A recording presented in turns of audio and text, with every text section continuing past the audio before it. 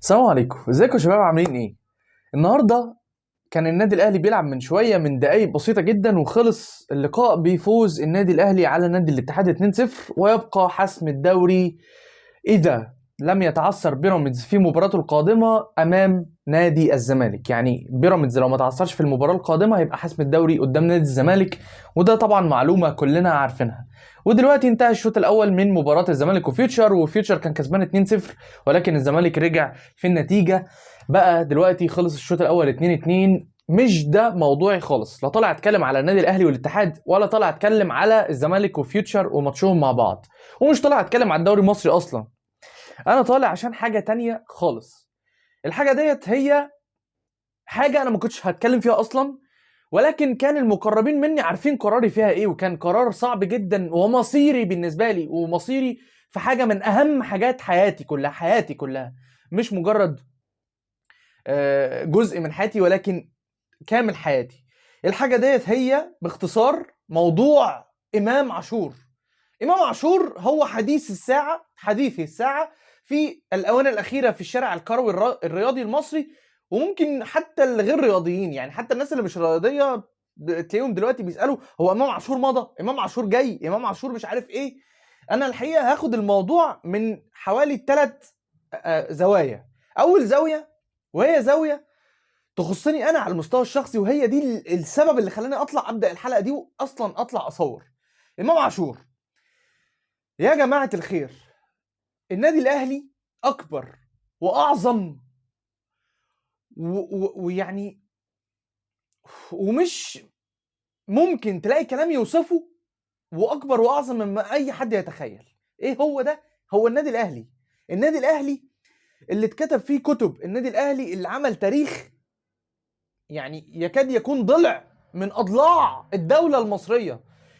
اذا ذكرت مصر في اي مكان في العالم، اي حد ليه علاقه بالرياضه وذكر اسم مصر بره في اي مكان في اي بقعه من بقاع الكوكب، بيذكر معاه النادي الاهلي، بيذكر معاه الخطيب، بيذكر معاه ابو تريكه، الخطيب كلاعب، وبيذكر معاه ابو تريكه، وبيذكر معاه بطولات وتاريخ النادي الاهلي. طب وما قبل بطولات النادي الاهلي، وما قبل انشاء فرقه الكره للنادي الاهلي؟ النادي الاهلي هو ابو الانديه. النادي الاهلي هو اول نادي في مصر ينشأ لابناء المصريين. النادي الاهلي هو النادي اللي انشأ عشان يحط مبادئ واخلاقيات ورياضه لشباب الجامعات وشباب الشباب، الشعب المصري. مش هنخش في حته التاريخيه ديت، ولكن باختصار النادي الاهلي انشئ اصلا مش عشان الكوره، ومش عشان يفوز بالبطولات، ومش عشان يكون نادي رياضي بيفوز بالبطولات. النادي الاهلي انشئ عشان الوطنيه والقوميه والمبادئ والاخلاق والتربيه. النادي الاهلي انشئ لهذه الاسباب، عشان تمر السنين وتمر على رئاسة النادي الأهلي أشخاص عظام، أشخاص بقيمة عمر لطفي اللي أنشأ النادي الأهلي، أشخاص بقيمة كل اللي مر على النادي الأهلي مرورا بالتاريخ الحديث، من حسن حمدي، كابتن حسن حمدي، لكابتن صالح سليم طبعا قبل كابتن حسن حمدي، ثم حسن حمدي، ثم محمود طاهر، ثم كابتن محمود الخطيب. الحقيقه اضعف اداره في تاريخ ادارات النادي الاهلي على مستوى التاريخ هي اداره الكابتن محمود الخطيب. كابتن صالح سليم اللي بعت في يوم من الايام خطاب للرئيس حسني مبارك بيقول له ان وزير الشباب والرياضه بينحاز لمصالحه الشخصيه على حساب نجاحات الكره المصريه، وعلى حساب مصلحه الكره المصريه. هل ده حد يقدر يعمله دلوقتي في الاداره الحاليه؟ نرجع تاني لموضوعنا عشان الحلقه ما تطولش بلا داعي.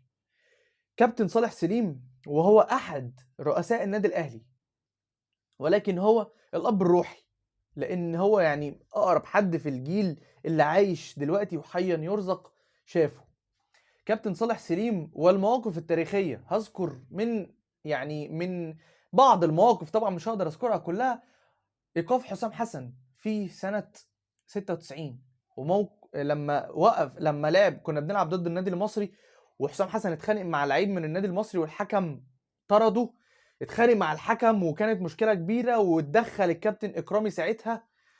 لما كان هو من ضمن اعضاء الجهاز الاداري، او اتدخل حد كمان من الجهاز الاداري مع كابتن اكرامي وفضوا الخناقه واتطرد حسام حسن وخرج بره، وهو خارج قلع تيشيرت النادي الاهلي وحدف على الارض وتف على الارض. كابتن صالح سليم طلع بعدها على طول ايقاف حسام حسن سنه وغرامه ماليه يعني تقطم الوسط. سنه ايقاف من رئيس النادي الاهلي، مش من لجنه مسابقات ولا لجنه انضباط ولا الكلام ده كله. سنه من رئيس النادي الاهلي بيوقف حسام حسن، هداف النادي الاهلي، هداف منتخب مصر، اهم لعيب داخل افريقيا، اغلى مهاجم في افريقيا وقتها. ولكن النادي الاهلي نادي مبادئ، والنادي الاهلي او كابتن صالح سليم هو صاحب مقولة المبادئ لا ينبغي ان تدوسها الاقدام، والاخلاقيات لا يجب ان تسقط من اجل لاعب او نتيجة مباراة. وموقف برضو حسام حسن ساعتها، على فكرة كان ابراهيم حسن موقوف من الاتحاد الافريقي سنة، ما يشاركش مع منتخب مصر ولا مع النادي الاهلي في البطولات الافريقية عشان حوار ابراهيم حسن ومشكلته الافريقية كلنا عارفينها. وتيجي بعدها برضو موقف الكلام ده موقف نهائي البطولة العربية. نهائي البطولة العربية كان عندنا البطولة العربية بتتلعب، والنهائي بين الأهلي والرجاء، والبطولة هتتلعب هنا في أرض مصر، والنهائي ما بين النادي الأهلي والرجاء. أحمد فيليكس المهاجم الغاني اتأخر في معسكر منتخبه، كان سافر غانا واتأخر عن موعد رجوعه يوم، واتصل بالنادي الاهلي وقال انا مش عارف ارجع. كابتن صالح سليم اتصل بالسفاره، سفاره مصر في غانا، ووفر له تذكره سفر، ولكن برضه ما رجعش. ورجع بعدها كابتن صالح سليم قرر ايقاف اللاعب، وكان هو المهاجم الوحيد في النادي الاهلي وقتها. كان المهاجمين التانيين ما بين ايقافات واصابات وتراكم يعني بطاقات، المهم يعني كان لظروف ما فيش ولا مهاجم في النادي الاهلي غير احمد فيليكس. واحمد فيليكس عمل الموقف ده، قرر كابتن صالح سليم عندنا نهائي بطولة عربية بعد كام يوم، المهاجم الوحيد هو احمد فيليكس اتأخر بس كام يوم، قرر ايقافه ولعب النادي الاهلي هذه المباراة بدون مهاجمين. لدرجة ان عادل القيعي ساعتها كان اداري، المدير الفني راح للكابتن عادل القيعي وقال روح للكابتن صالح سليم واستسمحوا ان اللي يلعب بس الماتش دوت وبعدين يوقفوا. قال له لو انت تقدر تروح له روح له، انا مش هقدر اروح له. ومحدش عرف يثني الكابتن صالح سليم. والكابتن صالح سليم راح ساعتها للمدير الفني وقال له هل ايقاف احمد فيليكس هيضر بحظوظ النادي الاهلي في نهائي البطولة العربية؟ قال له اه. قال له فلتذهب البطولات الى الجحيم، اهم حاجة مبادئ النادي الاهلي. وبالفعل كسب النادي الاهلي. وكمان موقف ايقاف 16 لاعب من لاعبين النادي الاهلي كانوا سمعوا كلام المدير الفني وما طبقوش لوائح النادي الاهلي. وطبعا ايقاف حسام حسن قلناه، ايقاف ابراهيم حسن لما هرب في 2001 وراح احترف في جنت البلجيكي لمده 3 شهور عشان المقابل المادي. وبعد كده موقف عصام الحضري، ولكن كان ده في 2008، كان في رئاسه كابتن حسن حمدي. عشان تمر السنين والايام ونقول ان امام عاشور اللاعب اللي شتم كابتن صالح سليم وعيلة صالح سليم وشتم جمهور النادي الاهلي وشتم عائلات جمهور النادي الاهلي، عيلة صالح عيلة تيت الاهلاوية ولاد تيت.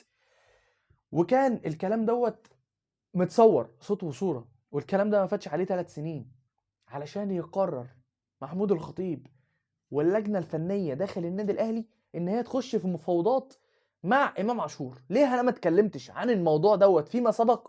لانها كان مجرد اجتهادات، وكان اللي سايد واللي داير ما بين الناس والسوشيال ميديا والاخبار كان بيقولوا ان ده كلام وكلاء، ما كانش كلام جد.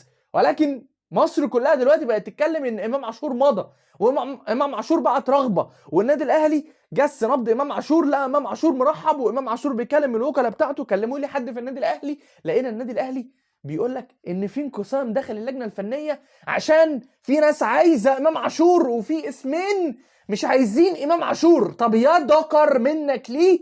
اطلع خلي عندك كرامه وجرأه ورجوله واطلع قول للجمهور انا عايز امام عاشور. انا بطالب لجنه الكنافه والكوسه ديت اللي هي في النادي الاهلي المسماه باللجنه الفنيه ان هم يكونوا عندهم الجرأه يطلعوا يقولوا احنا عايزين امام عاشور، لان في ناس لسه عاقله، وفي ناس لسه كبيره، وفي ناس لسه عارفه هي بتشجع النادي الاهلي ليه، وفي ناس زي عندها دم بتقول لك ان امام عاشور ده لو اهم لاعب في تاريخ الارض، في تاريخ الكوكب، لو امام عاشور ده راسه براس ميسي، لو امام عاشور ده راسه براس كريستيانو رونالدو ورونالدينيو، وراسه براس انيستا، ما ينفعش ان هو يجي النادي الاهلي، والنادي الاهلي اخر نادي في العالم ممكن يعمل حاجه زي دي. بل ان هو مش اخر نادي في العالم، هو نادي مش موجود اصلا على خريطه الانديه اللي ممكن تتعاقد مع امام عاشور.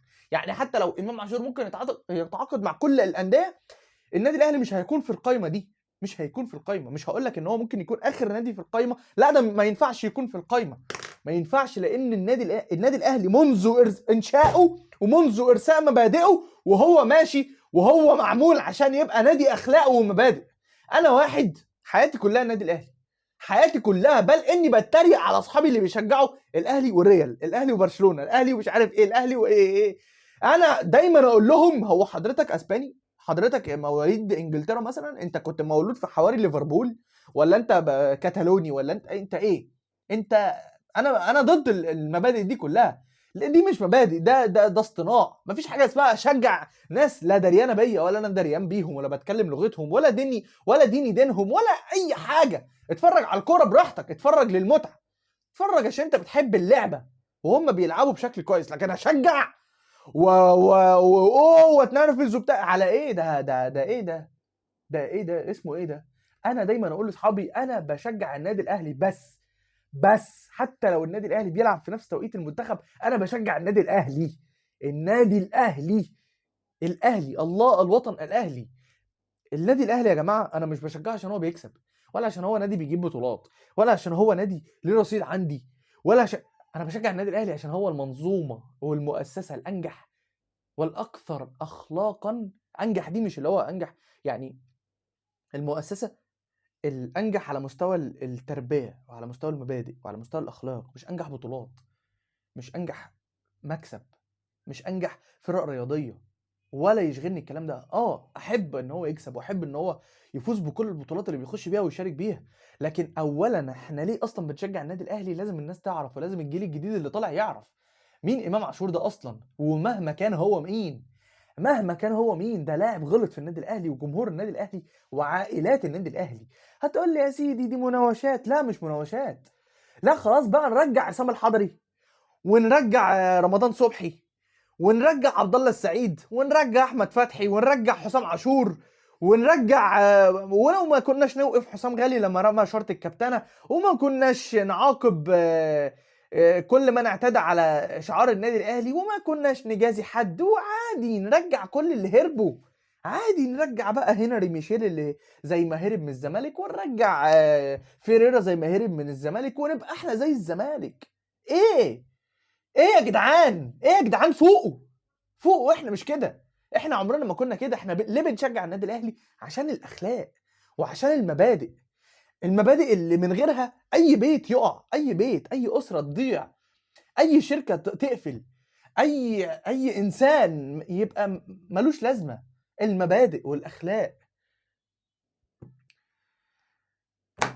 وكل السوشيال ميديا دلوقتي حديثها كله عن امام عاشور. الحق امام عاشور، الحق شوبير بيتكلم على امام عاشور، الحق هات شوبير ونقعد قدامه، الحق ابراهيم فاي بيتكلم على امام عاشور، هات ابراهيم فاي ونقعد قدامه، الحق الصحفي مش عارف مين بيقول امام عاشور خلص، نجيب الصحفي ونخش على صفحته. ايه ده يا جماعه؟ معقوله يا جماعه احنا بقينا بالدرجات دي صغيرين؟ احنا عايزين امام عاشور ليه؟ عشان هو لعيب كويس؟ مش عايزين اللعيب الكويس ده، مش عايزينه لما هو غلط فينا، مش عايزينه. اللعيب الكويس ده ما يلزمناش. طب ما رمضان صبحي لعيب كويس، ما عبد الله السعيد لما مشي من الاهلي كان كويس، ما حسام غالي كان كويس، ليه نعاقبه؟ ليه حسام حسن كان فز؟ حسام حسن رونالدو الكره المصريه، ظاهره من ظواهر الكره المصريه، مشيناه عشان حب ان هو يملي مبادئه، يملي شروطه على النادي الاهلي في تجديد عقوده هو واخوه. مع الف سلامه، الباب يفوت جمل. النادي الاهلي ومقوله الاهلي فوق الجميع، ومقوله اعظم نادي في الكون. المقولات دي ما جاتش عشان البطولات، المقولات دي جت بسبب الاخلاق، المقولات دي جت بسبب المبادئ، المقولات دي جت بسبب تاريخ النادي الاهلي اللي من قبل ما يبقى عنده فرقه كوره وهو عنده تاريخ ومبادئ واخلاق. هو ده النادي الاهلي. وعشان كده احنا بنشجع النادي الاهلي، مش عشان بيكسب، مش عشان بيكسب بطولات. انا كل اللي يعرفوني وكل اللي في دايرتي الصغيره بيقولوا لي صوتك، قلبك، حنجرتك هتبوظ في مره من المرات، هيحصل لك حاجه وانت بتتفرج في مره من المرات على النادي الاهلي. كل الفيديوهات اللي بعملها دي بعملها هوايه وحب في النادي الاهلي. كل حميتي وغيرتي ديت على النادي الاهلي وعشان النادي الاهلي. حرام عليكم اللي انتوا بتعملوه دوت. معقوله مشجع عادي واحد من وسط ملايين محب من محبين النادي الاهلي يكون عنده وعي اكتر من المنتفعين اللي ماسكين اداره النادي الاهلي حاليا، اكتر من الضعفاء اللي ماسكين اداره النادي الاهلي حاليا، اكتر من انا مش عايز يعني اغلط لان هم كبار في السن وفي مقام في سن والدي فما ينفعش، مش دي اخلاقي ومش دي تربيتي. ولكن يا جماعه اكبروا، انضجوا، يا جماعه حسوا بالمكانه اللي انتوا فيها. انتوا مجرد مجموعه من النائبين اللي بتنوبوا عن جمهور النادي الاهلي، ولكن انتوا في موقع المسؤوليه جوه اداره النادي الاهلي. ما تعملوش حاجه من دماغكم، ما تعملوش حاجه مش من دماغكم. طبعا انتوا ليكوا حق التصرف بما انكم في موضع مسؤوليه، ولكن جمهور النادي الاهلي هو من يصنع النجوم، ومن اجله تلعب كره القدم، ومن اجله تلعب الرياضه، ومن اجله النادي الاهلي فتح، ومن اجله النادي الاهلي انشئ، من اجل شعبه، شعب النادي الاهلي، ومن اجل جمهور النادي الاهلي، ومن اجل الرياضه اللي تسبقها الاخلاق والمبادئ والنجاحات والمؤسسيه. النادي الاهلي طول عمره مش نادي افراد، النادي الاهلي طول عمره نادي مؤسسيه. النادي الاهلي طول عمره ناجح بسبب جمهوره وشعبه اللي في ظهره، بسبب اخلاقه ومبادئه وتاريخه. ما تخلوش النادي الاهلي ينهار، ما تخلوش النادي الاهلي يرجع ويتساوى بالاخرين، ما تخلوش النادي الاهلي زيه زي السفهاء والجهلاء واللي ما عندهمش تاريخ واللي ما عندهمش مبدأ. ما تخلوش النادي الاهلي زي الناس دي. النادي الاهلي عمره ما كان كده، ما تخلوش النادي الاهلي في يوم من الايام يبقى كده. وبعدين مين امام عاشور ده اصلا؟ لعيب كلنا فرحنا ان هو طلع بره. انا افرح لنجاحات امام عاشور بره النادي الاهلي. هو لعيب غلط ولكن اعتذر، ما يهمنيش الكلام ده. اعتذر لنفسه، ما كانش اعتذاره ده ما زادش مننا احنا شيء ولا قل مننا اهانته شيء، ولكن ما يلزمناش، ما يلعبش في وسطينا، ما يخشش النادي الاهلي. ده من المغضوب عليهم، لان مبادئ النادي الاهلي بتقول كده، بتقول ده، مش انا اللي بقول ده. مبادئ النادي الاهلي واخلاق النادي الاهلي وجمهور وشعب النادي الاهلي اللي بجد، اللي لسه واعي للعبه اللي هي بتتلعب عليه دي ومش هتخش عليه ابدا، واعي ان امام عاشور ده ما يلزمناش. امام عاشور لاعب فرحنا كلنا ان هو طلع كلاعب مصري يحترف بره. قلنا خلاص هيبدا زي بدايه محمد زيدان من الدنمارك بلجيكا الدوري الالماني، يعني ربنا يوفقه زيه زي اي لعيب مصري بيطلع بره، ربنا يوفقه. ولكن سنه وقال لك لا انا عايز ارجع يا باشا، انا ما يلزمنيش الكلام ده. هي دي العقليه اللي انتوا عايزين تجيبوها. حتى انا بقى دلوقتي بخاطب الناس اللي عايزاه. هي دي العقليه اللي انتوا واثقين فيها؟ لعيب طلع سنه الدنمارك ما كملش سنه ولعب 8 9 ماتشات ورجع جاب جونين، الله، هو ده اللعيب؟ ويقول لك كولر عايزه. ما هو كولر اجنبي ما يعرفش حاجه على اللي احنا بنقوله ده. كولر جاي عشان يعمل تاريخ وعشان ياخد فلوس وعشان نادي كبير بشعبيه، لكن لا يهمه مبادئ ولا تاريخ ولا الكلام ده. هو عايز يعمل تاريخ لنفسه، ما بيبصش على تاريخ النادي، ما بيبصش على المؤسسه، ما بيبصش على الجمهور والشعب. هو يهم انه يتقال كولر كسب، النادي الاهلي في عهد كولر عمل كذا. هو ده اللي يهمه. راجل ما عندوش مشاعر زي الاجانب، لكن احنا عندنا. انا تعبت من الكلام في موضوع امام عاشور، ولكن كنت بتكلم مع الناس القريبه مني دلوقتي اول مره اعمل حلقه عنه في كلام اكتر من كده بكتير عايز اقوله على قصه امام عاشور، ولكن اظن الرساله وصلت، واظن اللي انا عايز اقوله وصل. يعني اتمنى ان هو وصل. امام عاشور لاعب غير مرحب بيك جوه النادي الاهلي لو انت عندك دم وكرامه. لو حتى في ناس غير واعيه من مسؤولين النادي الاهلي الحاليين فوضوك، خلي عندك انت دم وما تروحش نادي في فئه من جمهوره كبيره مش عايزاك، في فئه من جمهوره كبيره مش طايقاك ولا طايقه وجودك ولا طايقه شكلك بتيشيرت النادي الاهلي، في فئه كبيره عمرها ما هتصفالك، في فئه كبيره رفضاك. خلي عندك دم. انت لايق على الزمالك، لايق على بيراميدز، لايق على الفرق دي، ما تليقش علينا ولا عمرنا هنليق عليك، ولا عمر الواعيين هيفرحوا باي حاجه تخص امام عاشور جوه النادي الاهلي. لحد هنا بتكون الحلقه انتهت. اتمنى اني كنت ضيف خفيف على حضرتك، بقدر وقت حضرتك جدا، بحترم شخصك جدا.